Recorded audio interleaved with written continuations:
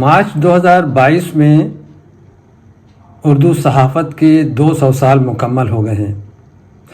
اس سلسلے میں شعبہ ترسیل عامہ و صحافت مولانا آزاد نیشنل اردو یونیورسٹی کی جانب سے 200 سالہ جشن اور تقریبات کا انعقاد کیا گیا ہے۔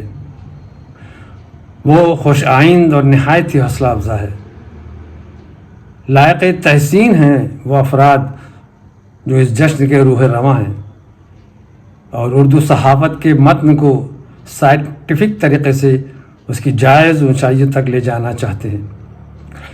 خاص طور سے اردو صحافت کے ماضی پر ایک طائرانہ نظر، حال میں جستجو کی ضرورت اور مستقبل کے لیے لائے عمل کی تیاری اور اشاعت اس جشن کی نتیجہ خیز صحیح ہوگی۔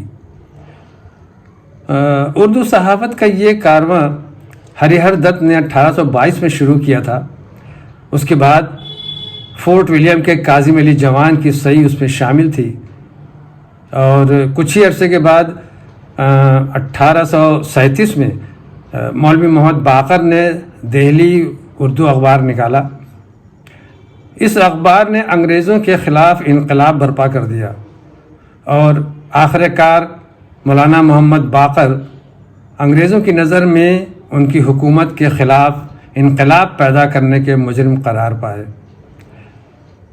اور 1857 کی پہلی جنگ آزادی کے دوران مولانا محمد باقر کو توپ کے دہانے پر باندھ کر اڑا دیا گیا۔ پھر بھی یہ کارواں رکا نہیں۔ 1857 کی ابتدا میں محمد یعقوب نے مطبع محمدی فرنگی محل لکھنؤ سے طلسم لکھنؤ کے نام سے ہفتہ وار اخبار شروع کیا، جس میں پہلی مرتبہ لکھنؤ کی خانہ شماری شائع کی گئی، لیکن جنگ آزادی کی وجہ سے یہ بھی بند کر دیا گیا۔